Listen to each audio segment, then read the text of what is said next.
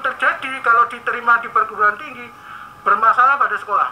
Karena sekolah akan jatahnya berkurang. Jadi di perguruan tinggi misalnya di UNED jurusan ekonomi, dia masuk tapi tidak dimasuki, maka jatah berikutnya hilang. Kita tidak menerima lagi. Kalau kesempatan yang lainnya tidak mengorbankan, masih ada jalur yang lainnya selain ke UNED atau jalur UNED yang lainnya, bentuk yang lainnya, mandiri dan sebagainya masih terbuka. Oke guys, balik lagi sama gue Raffi Cakasana. Di video kali ini bukanlah video tentang teknik sipil atau tentang seputar dunia perkuliahan. Di video ini gue dengan sepenuh hati mendedikasikan untuk berbicara tentang kasus yang belakangan ini baru aja gue lihat di berita ataupun di YouTube gitu, berita yang ada di YouTube. Kasus ini seperti apa? Kasus ini adalah 91 siswa dinyatakan tidak lolos SNMPTN dikarenakan sekolah lalai menginput nama-nama siswa tersebut ke PDSS. Oke, jadi ini adalah hal yang cukup meresahkan gua, yang cukup mengkhawatirkan untuk seluruh siswa-siswi pelajar di Indonesia. Gua ngomong kayak gini karena gua sendiri udah pernah melewati masa-masa SMA dan sekarang gua berada di bangku perkuliahan, jadi gua rasa gua cukup capable untuk berbicara mengenai hal ini. Oke, jadi katanya kronologinya ini ada di SMA Negeri Rambi Puji di Kabupaten Jember. Katanya siswa-siswa tersebut itu ada 91 siswa jumlahnya. 91 siswa tersebut sudah mendapatkan kuota untuk mendaftar jalur SNMPTN atau yang biasa kita sebut jalur undangan. Namun sekolah itu terlambat atau lalai dalam menginput nama-nama siswa tersebut ke PDSS. Oke, gue bakalan jelasin singkat tentang PDSS. Jadi PDSS itu adalah seperti basis data yang berisikan rekam jejak siswa tersebut selama bersekolah di SMA gitu. Jadi intinya kalau misalnya lu pengen daftar SNMPTN sama sekolah itu nama-nama lu bakalan didaftarin di PDSS tersebut. Tapi di kasus sekolah ini 91 nama siswa tersebut itu tidak dimasukkan atau tidak diinput di laman PDSS tersebut. Mengapa hal itu bisa terjadi? Setelah dimintain keterangan, akhirnya Wakil Kepala SMAN Rambi Puji Jember itu menjelaskan bahwa mereka pihak sekolah tidak menginput nama-nama siswa tersebut di laman PDSS dikarenakan ditakutkan siswa-siswa yang sudah mendaftar SNMPTN dan dinyatakan diterima tidak mengambil jatah diterima tersebut, yang berdampak pada di tahun berikutnya akan mengurangi kuota pada adik-adik kelasnya. Menurut gue ini agak konyol ya menurut gue.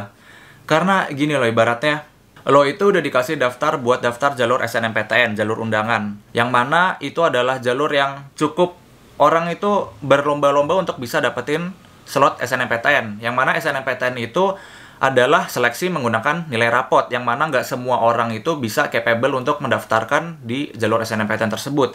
Hanya ada beberapa persen kuota yang bisa dipenuhi untuk mendaftar SNMPTN tersebut. Lah ini udah dikasih kuota tapi nggak dimanfaatin sama pihak sekolahnya. Gimana nggak kesel? Terus kata beliau, Wakil Kepala SMAN Rambi Puji Jember ini, dia mengatakan kalau takut mengurangi kuota. Lah ini masalahnya anaknya aja itu belum didaftarin. Gimana dia bisa berasumsi kalau anak itu diterima terus nanti nggak diambil bakalan ngurangin jatah kuota di adik-adik kelasnya? Kan aneh gitu ya. Aneh lah, gue bener-bener kayak bingung banget. Gue nggak ngerti motif sekolah ini kenapa bisa nggak ngedaftarin gitu. Katanya lupa mengajukan, sekolah lupa mengajukan atau lalai mengajukan 91 siswa tersebut. Tapi menurut gue ini hal aneh banget dan konyol menurut gue. Ini sebuah kekonyolan yang terjadi gitu loh. Dan di sini bisa dilihat di video berita ini bahwa anak-anak yang dinyatakan 91 siswa itu tidak didaftarkan, mereka benar-benar nangis terseduh-seduh. Ya gue pasti kalau jadi dia juga sedih banget karena itu adalah SNMPTN dong cuy. Ibaratnya usaha lu selama 2,5 tahun bersekolah di SMA, semester 1 sampai semester 5, terbuang sia-sia begitu aja gitu. Dan di sini Wakil Kepala SMAN Rambi Puji ini bilang kalau masih ada jalur lain katanya. Masih ada jalur mandiri, jalur UTBK, jalur-jalur lain. Sekarang gue pengen tanya, emangnya buat jalur mandiri, jalur UTBK itu kagak butuh uang? Itu kan butuh duit semua. UTBK bayar, apalagi jalur mandiri, kalau diterima bayar, belum bayar formulirnya, bayar uang gedung, uang SPP lah, segala macam, UKT. Ini udah SNMPTN tuh udah jalur paling murah gitu, kagak butuh duit, sama sekali kagak butuh duit. Walaupun kita nggak tahu apakah di SNMPTN itu kita bakal diterima atau nggak, tapi kan seenggaknya kalau udah mencoba, kita bakalan bisa tahu gitu hasilnya gimana. Lah ini kagak didaftarin dong. Mereka tuh tidak merasa bersalah gitu. Malah mereka bilang kayak itu adalah cara supaya nanti siswa-siswa adik kelasnya dapat kuota lagi gitu. Kalau misalnya yang siswa yang sekarang ini diterima terus nggak ngambil, terus nanti bakalan ngurangin kuota yang di adik kelasnya. Lah masalah ini aja kagak didaftarin loh. Menurut gue ini parah banget sih. Ini konyol sih menurut gue. Mungkin ini kali ya yang bikin Indonesia tuh pendidikannya nggak maju-maju dari dulu sampai sekarang. Kayak masalah administrasi yang kayak gini yang seharusnya ini adalah hal yang paling krusial, malah dilewatkan begitu aja coba. Ini kalau seandainya orang luar negeri tahu nih ada berita kayak gini, waduh, gua nggak tahu deh gambaran pendidikan Indonesia di mata orang luar negeri itu gimana. Dan di video berita yang satu lagi, gue lihat lagi, ada orang tua yang bilang bahwa kalau misalnya anak ini diikutkan SNMPTN, walaupun nggak diterima, seenggaknya udah daftar gitu. Lah masalahnya ini kagak didaftarin sama sekali itu. Sebenarnya ini video udah lama, sejak dari 16 Februari beritanya, tapi menurut gue buat kayak hal-hal kayak gini, menurut gue nggak ada kata terlambat buat ngebicarain ini sebelum bakalan terjadi hal-hal yang berikutnya. Gue takutnya akan ada banyak sekolah-sekolah yang melakukan hal yang sama gitu. Ini mungkin hanya satu dari sekian banyak sekolah yang melakukan hal ini, hanya satu yang terekspos mungkin. Mungkin bisa jadi ada banyak sekolah yang melakukan hal yang sama, namun belum terekspos di media berita maupun di media-media yang lain gitu. Ya gue berharap dengan adanya kasus ini nih, lebih membuka lagi kepada pihak sekolah untuk lebih memperhatikan lagi kepentingan-kepentingan soal administrasi kayak gini, untuk lebih diperhatikan dan lebih jelas lah alasannya. Masa nggak diikutkan cuma gara-gara kehabisan kuota. Kalau masalah itu mah urusan belakangan, urusan siswanya itu. Yang penting siswanya itu bisa daftar dulu SNMPTN, bisa ikut seleksinya, toh lulus atau nggak keterima ya itu udah urusan nanti. Pengen dia diterima terus nanti dia nggak ngambil jurusan itu ya terserah dia, emang itu haknya si siswa ini. Emang kebanyakan sekolah sekarang tuh terlalu mementingkan tentang akreditasi sekolah tanpa memikirkan si siswa itu bakalan pergi kemana nanti kuliahnya. Jadi selalu, gue juga dulu inget banget pas masih SMA, gue sering dibilang sama guru gue, ayo kamu kalau misalnya ikut SNMPTN, kalau kamu diterima jangan dilepas ya, soalnya kalau kamu lepas itu bakalan ngurangin kuota. Tapi menurut gue, itu ya haknya mereka gitu. Kalau misalnya dia diterima emang dia nggak serak sama jurusannya, ya menurut gue sah-sah aja itu ditinggalin. Mau itu berdampak kepada sekolahnya atau enggak, ya emang itu resikonya sekolah gitu. Emang kayak gitu adanya gitu. Oke, sebenarnya untuk ngomongin kasus-kasus di dunia sekolah, di dunia pendidikan kayak gini, gue sendiri pun dulu juga pernah mengalami kasus serupa.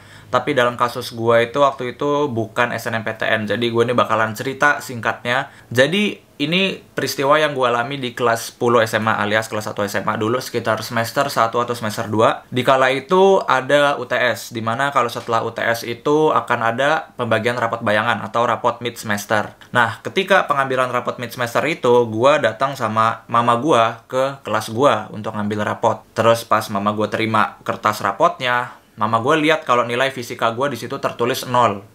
Ini kisah nyata, ini tidak dibuat-buat sama sekali. Ini based on my experience. Di situ tertulis nilai fisika gue 0. Lalu mama gue nanya kepada wali kelas gue, Bu, ini kenapa nilai anak saya dapat 0 gitu. Terus kata wali kelas gue, oh iya mungkin anak ibu waktu itu nggak ikut fisika gitu, nggak ikut ujian fisika. Terus gue langsung balas, loh Bu, saya waktu itu ikut kok. Saya inget banget waktu itu saya ngerjain ini, nomornya ada segini banyak. Terus akhirnya wali kelas itu mengarahkan untuk kita menghubungi ke guru fisika. Oke, pada saat itu kita habis bagi rapot, gue sama mama gue turun ke ruang guru fisika pada saat itu. Lalu kita nanya ke guru fisika itu, Bu, ini kenapa anak saya dapat nilainya 0 gitu. Padahal Raffi sendiri ini udah pernah ikut ujian fisika gitu. Terus kata guru fisika gue, oh iya Bu, sebentar ya, saya cek dulu berkasnya. Jadi gue inget banget waktu itu adegannya seperti ini. Gue masih inget dan ini masih terekam di kepala gue sampai sekarang. Jadi ini ibaratnya berkas-berkas ujian fisika di kelas gue. Terus guru fisikanya tuh kayak gini, nyari. Lalu beliau kayak gini, oh iya ini Bu, ada Bu ujiannya, dapat 100.